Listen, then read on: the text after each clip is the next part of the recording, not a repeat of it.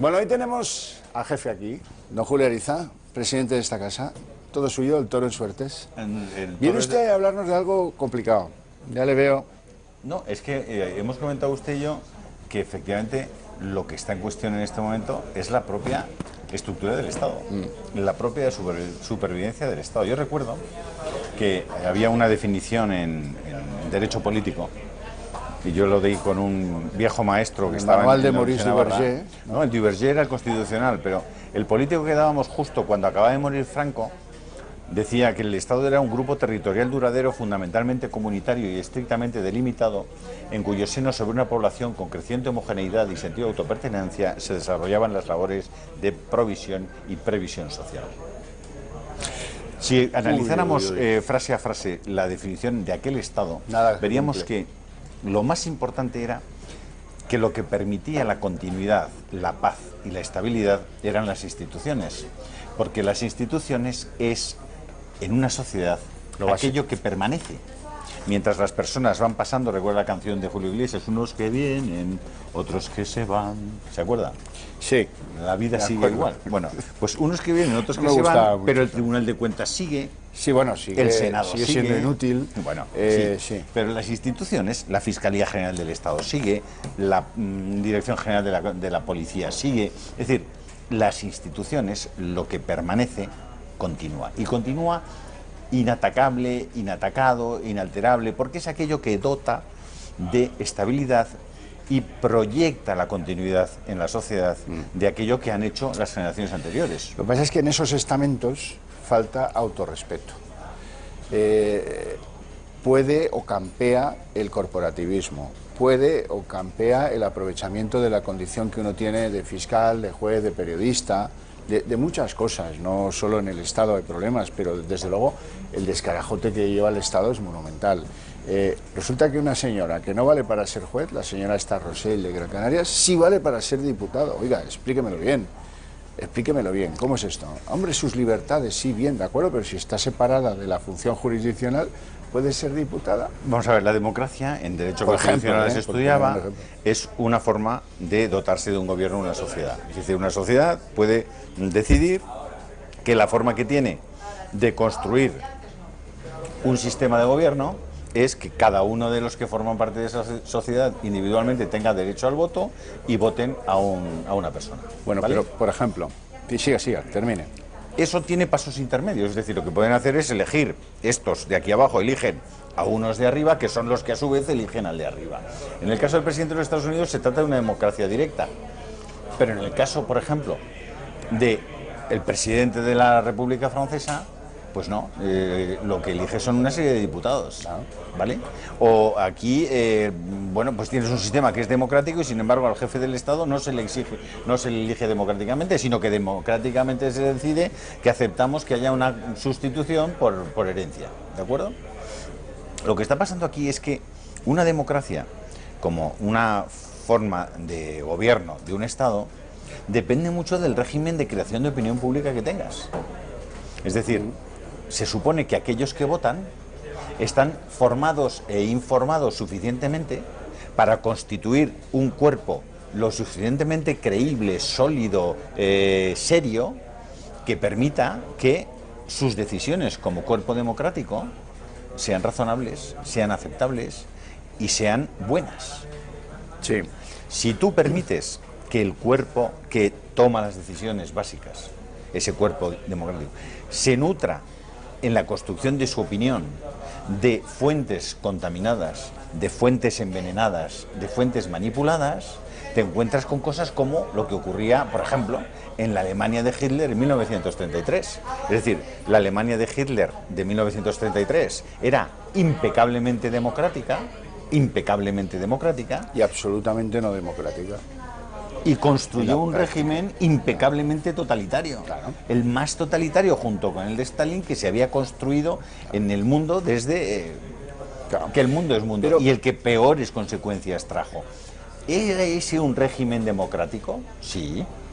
Bueno, la democracia sirvió y fue un instrumento para construir un régimen totalitario. Sí. Claro. Por eso le digo que cuando hablamos de la continuidad del Estado, lo primero que hay que garantizarse es que haya determinadas cosas que no puedan ser puestas en tela de juicio, ni siquiera por una decisión democrática. Eso en la Edad Media o en tiempo de los Reyes Católicos se llamaban derecho natural, se llamaban 10 mandamientos y se llamaba ley divina o la ley eterna, ¿vale? Es decir, un gobernante, por muy todopoderoso que fuera, no podía tomar decisiones que fueran contra el principio básico de justicia, el principio básico de igualdad, el principio básico del derecho, había el derecho a la vida, ¿vale? De la libertad, de la propiedad privada. Entonces había una serie de puntos que, por mucho que uno fuera un señor con reinado absoluto, no podía tocar. Había cosas previas al propio gobierno, previas al propio reinado, que eso era intocable. En la democracia, el problema hoy es que eso se ha traspasado. Es decir, se acepta que el cuerpo democrático, manipulado o no, que eso no hay quien lo pueda desmenuzar y decidir, pueda tomar decisiones que traspasan la propia capacidad que debería tener un gobernante de tomar decisiones. Pasó, insisto, en el caso de Hitler en 1933. A Hitler le dan un mandato que era legítimo en origen, pero que se deslegitima completamente en el ejercicio de la política, en el ejercicio del poder. Claro. Hoy, muchas de las leyes que estamos produciendo en Occidente son legítimas en origen y se deslegitiman inmediatamente en el ejercicio del poder porque se trata de leyes injustas, ¿vale? Eso de por sí es un asunto tan decalado, tan importante, tan profundo y con tantas consecuencias prácticas que es uno de los temas en los que habría que poner el foco de nuestra atención. Y el foco de la atención de las élites políticas que en este momento forman parte de lo que puede ser la construcción de un futuro para nuestro país. Es decir, hay determinadas cosas que no son susceptibles de ser decididas democráticamente. Vamos a ponernos de acuerdo en cuáles son. No debe ser muy difícil, pero sabemos que hay una serie de cosas que si tú las alteras, ya no hay límites. Bueno, y luego la sospecha de que tenemos un sistema político que está conspirando contra la destrucción de esos pilares básicos de nuestra sociedad democrática. Estamos viendo cómo pues se está quemando en el interés político a la policía, a unidades de la policía. Estamos viendo cómo pues los que tienen que gobernar a los jueces no lo hacen, renuncian a hacerlo, no se atreven, se han repartido políticamente eso y no quieren entrar deliberadamente. Vemos cómo al amparo de eso hay jueces que hacen política. Vamos a ver, es que en un Estado, y usted lo sabe mejor que yo, hay división de poderes, es la condición previa para que haya efectivamente un Estado de Derecho, que haya división de poderes, ¿vale? Uno de los poderes de un Estado, sin duda alguna, es la policía. Fíjense si eso lo han entendido las democracias más viejas, que al sheriff en Estados Unidos se le elige democráticamente. Y al juez de distrito. Claro. Por eso, no, le digo que hay determinados poderes. La policía es uno, el juez es otro, el fiscal es otro. Es decir, el gobernador... Si no lo haces bien, no te quedas en la carrera, claro. Simplemente buscan a otro. Pero esas personas someten su forma de proceder, su forma de actuar, lo someten a la decisión democrática, al mandato popular. Aquí no. Aquí en este momento tenemos un sistema de partidos completamente cerrado, completamente estanco, que en este momento se ha visto desbordado porque por primera vez hacía muchos años han aparecido otros partidos del mismo sesgo, al final con las mismas estructuras o muy parecidas, que están amenazando eso. En la construcción, digamos, de las próximas elecciones y en el proceso para las nuevas elecciones, en ese camino, con el desgaste político que ha habido en los últimos meses, nos vamos a encontrar posiblemente con una abstención mucho más alta.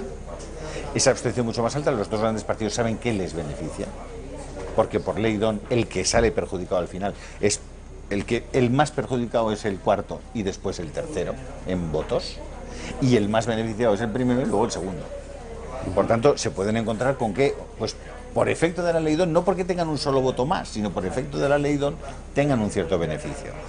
Luego te encuentras con que desde ese bloque de partidos prácticamente intocable y cerrado, quien está en el minarete arriba, en la cúpula, es capaz de ir destruyendo, porque tiene a su servicio una serie de instrumentos del Estado que son poderosísimos y además que tienen en este momento la capacidad de que la carga de la prueba de tu inocencia o tu culpabilidad recaiga en ti, no en quien te acuse, lo cual los hace todavía más poderosos y más potentes.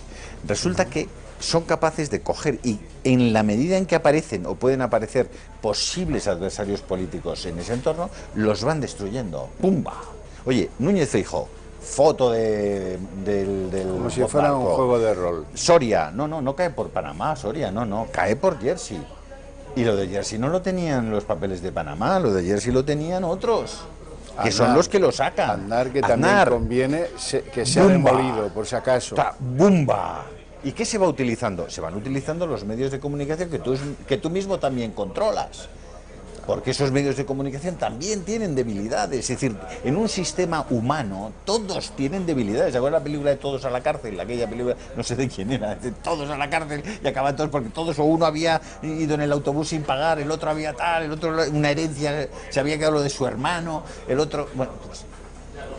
Y estamos, claro, ese ecosistema y sobre todo la falta de liderazgo político, que en el caso de Mariano Rajoy es casi patológica, y la ocupación de ese liderazgo por quien no debería ocuparlo y por quien lo hace en beneficio propio, el caso de Soraya Sáenz de Santa María, generan en este momento un caos que es muy descomunal, muy peligroso. Como no lo hemos vivido, yo creo que ni cuando murió Franco vivimos una situación tan descontrolada. Aquellos momentos en los que no se sabía si esto iba hacia una democracia o no, en fin, los franquistas se hacían el harakiri en las cortes, todo aquello incluso tenía más sensación de control que la que vivo yo ahora. Es una opinión personal, claro, pero bueno, en cualquier caso es lo que yo siento. Bueno, no sé si quiere añadir alguna cosa más. No, yo aquí he venido a hablar de mi libro. He venido a hablar de mi libro, que decía ¿Ya hemos pasado de los 15 minutos? No lo sé, ¿cómo andamos de tiempo, chicos? Es que estamos... Todavía falta, me dicen. O sea, menos mal, usted menos mal. Bono plus. Mal. Tiene un bono plus. No, el bono plus no debe estar en Panamá, el bono plus. Todavía hay gente que me dice que en el último minuto puede haber elecciones. Sí. Que en el puede último haber minuto puede haber acuerdo. Puede haber pacto. Es verdad, yo lo temo porque lo vi en Cataluña con la CUP y desde el primer minuto vengo diciéndoles a los espectadores, cuidado, que hasta el rabo todo es toro. Y los últimos minutos alguien sabe jugar a eso de maravilla. De maravilla. Yo creo que Pablo Iglesias es de esos, de los que sabe jugar a eso de maravilla. Es difícil de creer porque hay un elemento que distorsiona eso. Es decir, eso sería natural porque obviamente ahí lo que tienes que ver es siempre qué es lo que tienen que ganar y qué es lo que tienen que perder en un escenario y en el otro. Pero el Partido Socialista en este momento está muy dividido. Es decir, la gente de Zapatero ya está clarísimamente colocada en términos de oponerse a Sánchez y decir que Sánchez no es el líder y que hay que cambiarlo. Fíjese que hoy había una información que decía que Zapatero estaba ya lanzando a Madina y a Chacón para ir en unas primarias contra esto, si Susana Díaz no daba el paso. Claro. Si Susana Díaz no daba el paso. Pero bueno, eso da igual. Ya. Eso da igual. Si es que ya lo hemos visto tantas veces que lo de las primarias en el PSOE no asusta a nadie. Yo creo que ni a Pedro Sánchez. Bueno, la única vez que ganó las primarias alguien contra el aparato, el país se lo cepilló con unos apartamentos de unos inspectores de Hacienda. Bueno, no fue exactamente así. Exactamente así. Pero se lo cargaron o no. Él tenía sus cosas con aquellos de Hacienda, ¿eh? ¿Pero que se lo cargaron? Sí, se lo cargó un juzgado, que fue donde salió el papelito de Aguilar, y el país lo publicó al día siguiente. Y que eran los apartamentos que tenían... Se lo digo porque el papelito lo firmé yo. O sea, la información esa que le costó el cargo a Borrell la firmé yo. Por cierto, que Borrell tenía una primera esposa sensacional, una mujer judía, que trabaja en un campo de palestinos, en un campo de palestinos, médico, que vino aquí a decir, ya no era la mujer de Borrell, a decir, esto es una decisión que tomé yo y en nada tiene que ver con mi marido. Es verdad. Para mí la quisiera. Pero en cualquier caso no le sirvió de nada porque el PSOE le mató aprovechando la información del país. Luego le pasó algo parecido a Redondo en Terreros, ¿no? Sí, sí. A Nicolás Redondo. Es la vieja historia. Cuando no sale el que conviene se trucan los dados. Bueno, en este momento ya se sabrá si hay más liga o no hay liga. Y si el Madrid ha ganado, si el Barça ha perdido, si tal, así que los que sean del Barça que lo celebren, los del Madrid, y sobre todo, llamen al Club de Amigos de Intereconomía esta misma noche. Gracias. Y háganse socios del Club de Amigos. Hasta mañana.